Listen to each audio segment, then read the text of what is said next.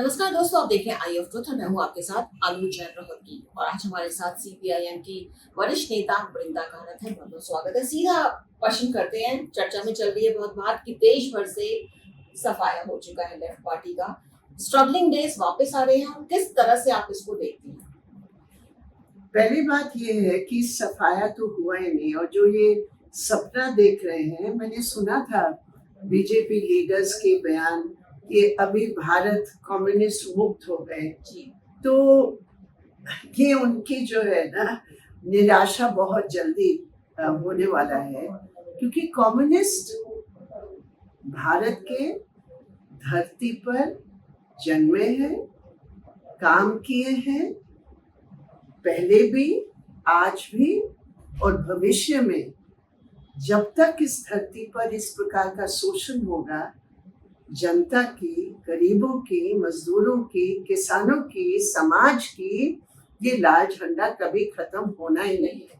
बहुत अच्छी बात है, लाल झंडा कभी खत्म नहीं होगा। तो जैसा कि आपने कहा कि ग्राउंड लेवल से जुड़ी हुई है आपकी पार्टी और खत्म नहीं होगी।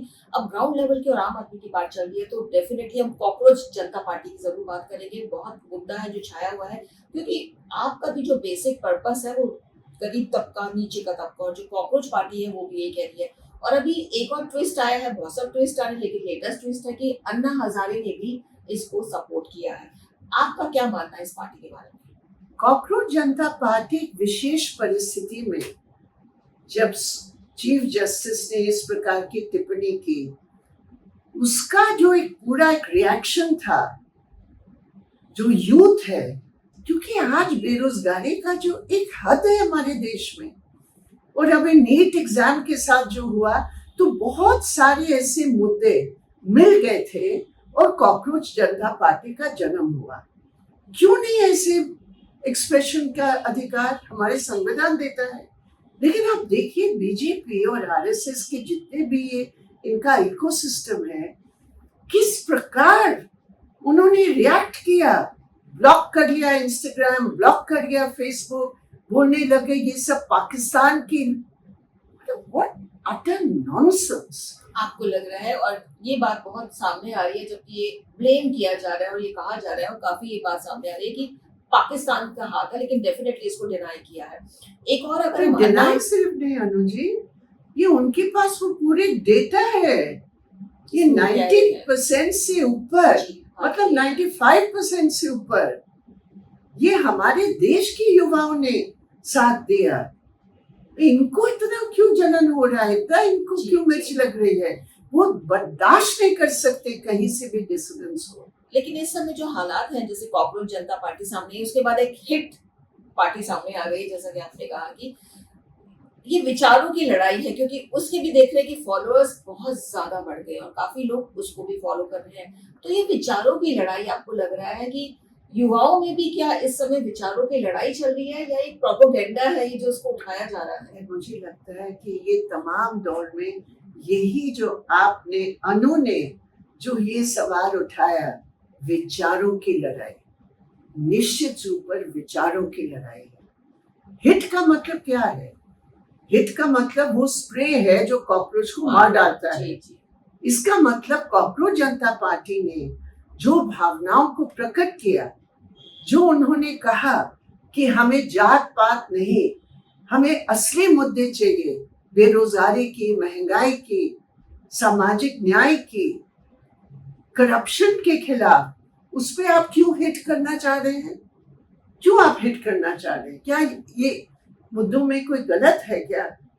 तो इसलिए विचारों की लड़ाई जरूर है, और मैं समझती हूँ कि किसी के भी अधिकार नहीं है, किसी सरकार के अधिकार नहीं है कि उनके इंस्टाग्राम को रोका जाए। जी, एक और बात है बहुत इंटरेस्टिंग है, जी कुमार विश्वास हैं और एक अच्छी खासी उनकी इमेज है वहाँ, और बात भी इस तरह से करते हैं, कवि भी है, संवेदनशील भी। लेकिन इस तरह का जो बयान उनका कॉकरोच पार्टी को लेकर है, शायद आपने सुना नहीं होगा, काफी देर उनकी वायरल हो रही है।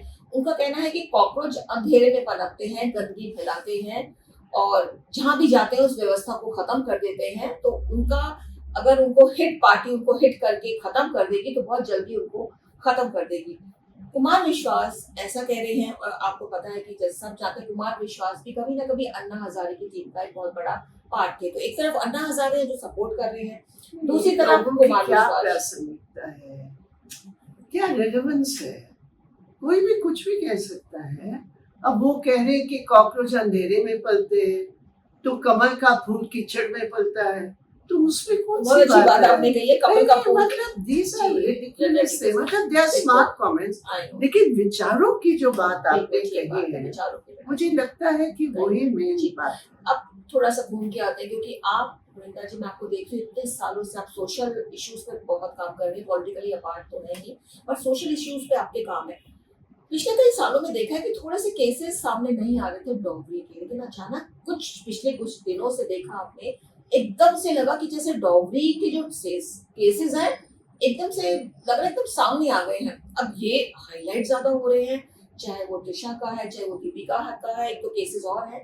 क्या ये हाईलाइट ज्यादा हो रहे हैं, या एकदम से दोबारा डॉगरी की डिमांड फिर से बढ़ गई है?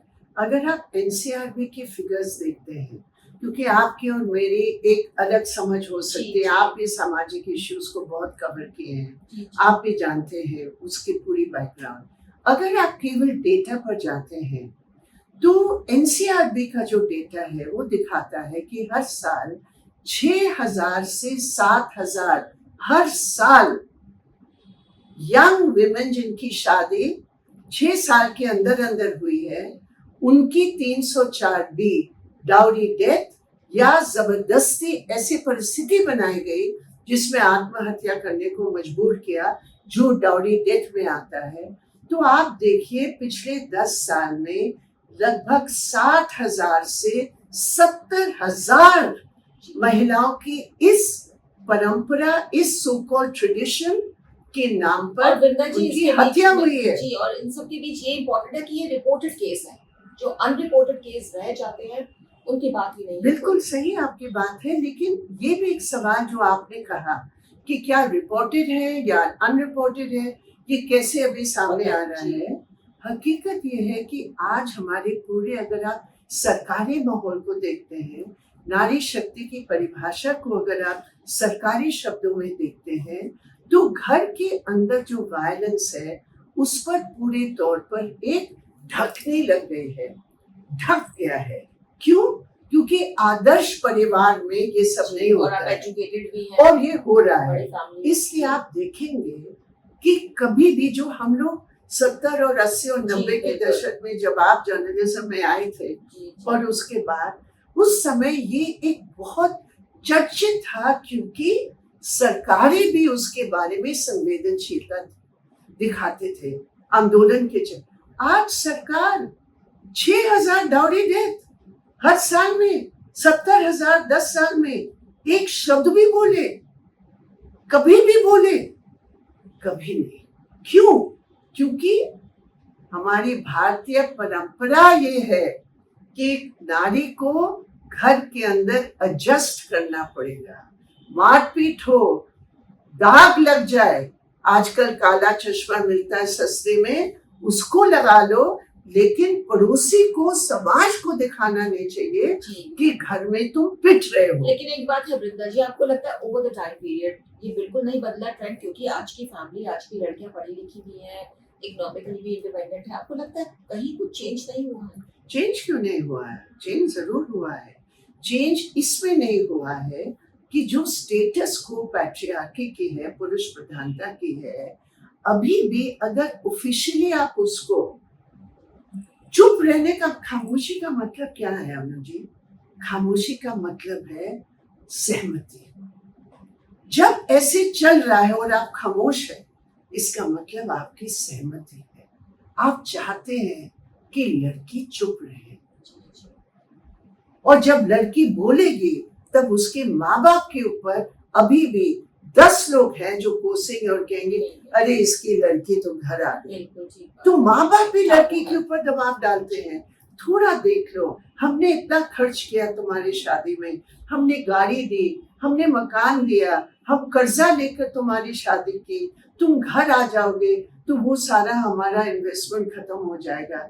ये बात हकीकत है आज भी हमारे देश में। देश में। एक और लास्ट चलते चलते क्वेश्चन है विमेन रिजर्वेशन बिल को, मुद्दा पुराना हो चुका है लेकिन हाँ आपके कमेंट्स इसमें, अब बीजेपी का आरोप है कि हम तो करना चाहते हैं लेकिन और पार्टीज तैयार नहीं है। अगर ये बिल पास कर दे कोई भी सर्कमस्टांसेस में, आपको लगता है कि एटलीस्ट शुरुआत नहीं हो? ये कौन सी सर्कमस्टेंस? आप बताइए, विमेन्स रिजर्वेशन और सेंसस से क्या मतलब है? विमेन्स रिजर्वेशन और डिलिमिटेशन से क्या कोई संबंध नहीं है। आज आप विमेन्स रिजर्वेशन को लागू कीजिए, जब आपका डिलिमिटेशन हो जाएगा, जब आपका सेंसस हो जाएगा, तो निश्चित रूप पर विमेन्स रिजर्वेशन की जो सीटें हैं वो बढ़ेंगे। आप अभी क्यों नहीं कर रहे हैं? अगले साल सबसे बड़े प्रदेश उत्तर प्रदेश के चुनाव आने वाले हैं, आप क्यों नहीं उत्तर प्रदेश के चुनाव में लागू कर सकते हैं? तुरंत पास कीजिए। मॉनसून सेशन आ रहा है, हम लोग इस पूरे मॉनसून सेशन में विमेन्स रिजर्वेशन मुद्दा को उठाएंगे, सड़कों पर उठाएंगे और हम कहेंगे हमें अभी चाहिए। सेंसस जब होगा, डिलिमिटेशन जब होगा, हमें विमेन्स रिजर्वेशन से कुछ लेना देना नहीं है। जब आप सीट बढ़ाना चाहते बढ़ाइए, ऑटोमेटिक हमारा 1/3 हो जाएगा। आपकी कोई देन नहीं है, आपकी कोई मेहरबानी नहीं है, हमें अभी चाहिए। अभी चाहिए। तो वृंदा से जिसे यहाँ पे बहुत सारी बातें हुई और आपने मुद्दों पर, क्योंकि वृंदा जी काफी समय से सोशल बैकग्राउंड से जुड़ी हुई है, राजनीति तो करती है लेकिन सोशल इश्यूज बहुत ज्यादा है और तभी इनकी पूरी कमांड है। तो बहुत बहुत शुक्रिया वृंदा जी, आपने हमारे चैनल के लिए बात की। Thank you. हमारे चैनल आई ऑफ ट्रुथ को सब्सक्राइब कीजिए YouTube पर, इसे फॉलो कीजिए Facebook पर, Instagram पर, Twitter पर और कू पर। हमारे चैनल के बारे में फीडबैक देने के लिए हमें मेल कीजिए ioftruth.6@gmail.com पर।